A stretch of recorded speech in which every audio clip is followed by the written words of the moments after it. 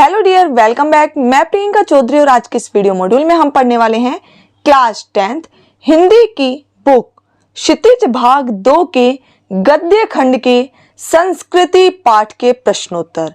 और संस्कृति पाठ के लेखक हैं भदंत आनंद कौशल्यायन जी। तो देखिए, हमारा फर्स्ट क्वेश्चन है, लेखक की दृष्टि में सभ्यता और संस्कृति की सही समझ अब तक क्यों नहीं बन पाई है। तो आंसर है, लेखक की दृष्टि में सभ्यता और संस्कृति शब्दों की सही समझ अब तक इसलिए नहीं बन पाई क्योंकि लोग सभ्यता और संस्कृति शब्दों का प्रयोग तो खूब करते हैं, पर वे इनके अर्थ के बारे में भ्रमित रहते हैं। रूढ़िवादी लोग अपनी संकीर्ण सोच व संकुचित दृष्टिकोण के कारण व्यक्तिगत व जातिगत हितों की रक्षा को ही सभ्यता और संस्कृति मान लेते हैं। वास्तविक रूप से सच्चाई यह है कि सभ्यता और संस्कृति में व्यक्तिगत व जातिगत भावना का कोई स्थान नहीं होता, उसमें संपूर्ण मानवता के कल्याण की भावना रहती है। क्वेश्चन नंबर 2 है, आग की खोज एक बहुत बड़ी खोज क्यों मानी जाती है? इस खोज के पीछे रही प्रेरणा के मुख्य स्रोत क्या रहे होंगे, वो बताना है। देखिए, समय की दृष्टि से आग की खोज एक बहुत बड़ी खोज मानी जाती है क्योंकि उस समय मनुष्य में बुद्धि शक्ति का अधिक विकास नहीं हुआ था। संभवतः आग की खोज का मुख्य कारण भोजन पकाकर मनुष्य की भूख समाप्त करना रहा है। इसी के साथ जब अंधेरे में मनुष्य कुछ नहीं देख पा रहा होगा, तब उसे रोशनी की आवश्यकता महसूस हुई होगी। तत्पश्चात आग के अन्य लाभ सामने आने पर इसे देवता के समान पूजा जाने लगा था। आधुनिक समय में प्रत्येक सांस्कृतिक कार्य के प्रारंभ में दीप जलाए जाते हैं। सर्दियों में आग का महत्व और भी बढ़ जाता है क्योंकि ठंडक में जहां आग से तपन मिलती है, वहीं अंधेरा भी दूर हो जाता है। इस प्रकार आग की खोज के पीछे रही प्रेरणा के मुख्य स्रोत पेट की ज्वाला, सर्दी से मुक्ति तथा प्रकाश की चाहत आदि रही होगी। अब है क्वेश्चन नंबर 3, वास्तविक अर्थों में संस्कृत व्यक्ति किसे कहा जा सकता है?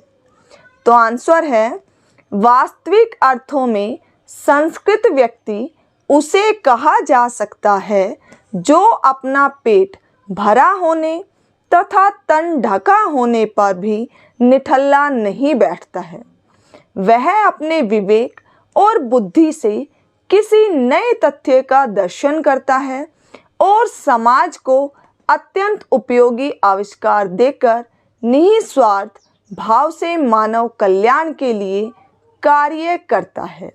उदाहरणार्थ अर्थात उदाहरण के लिए न्यूटन संस्कृत व्यक्ति था जिसने गुरुत्वाकर्षण के सिद्धांत की खोज की।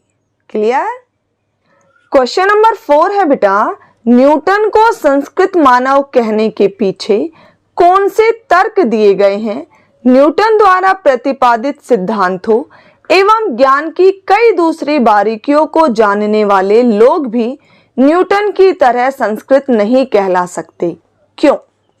आंसर देखिए, संस्कृत मानव उसे कहा जाता है जो अपनी बुद्धि, शक्ति और योग्यता के बल पर कोई नया आविष्कार कर सके।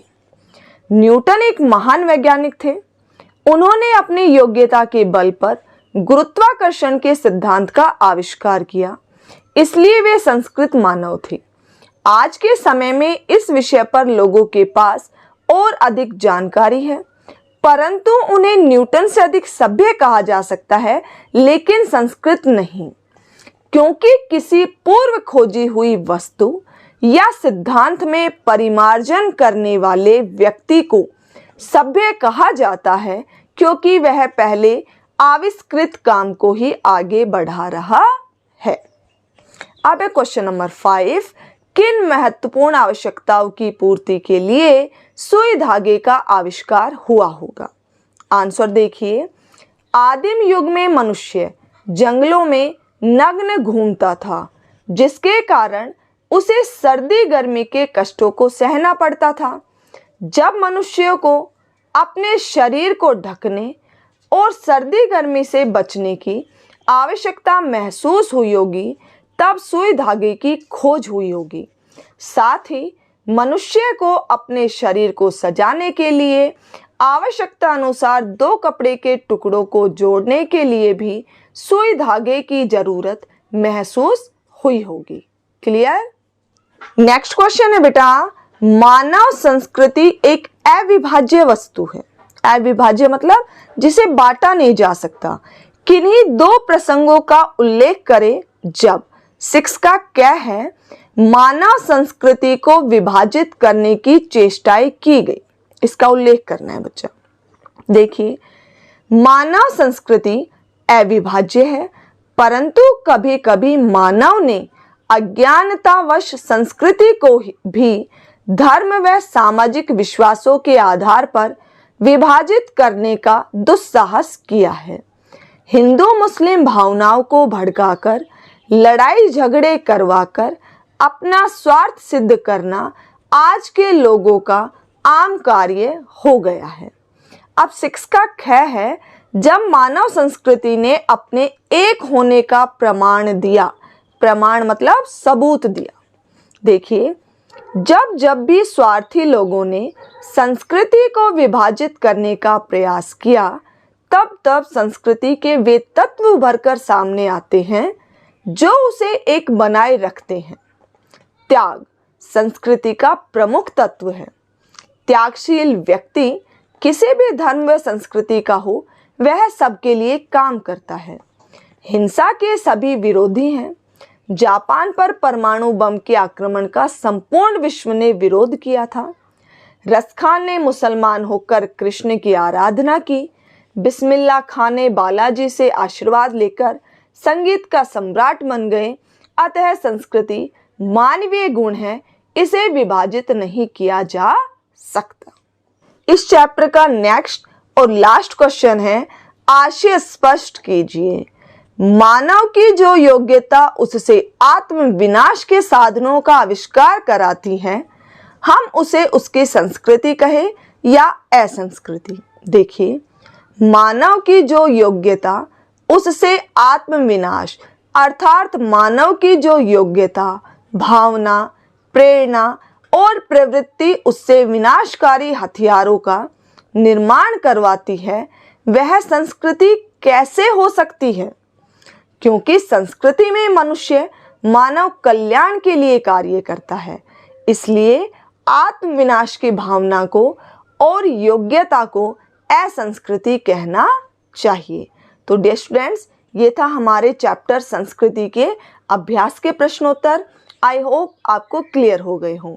तो डियर स्टूडेंट्स, यदि वीडियो अच्छी लगी हो तो इसे लाइक और शेयर करना ना भूलें। Thank you.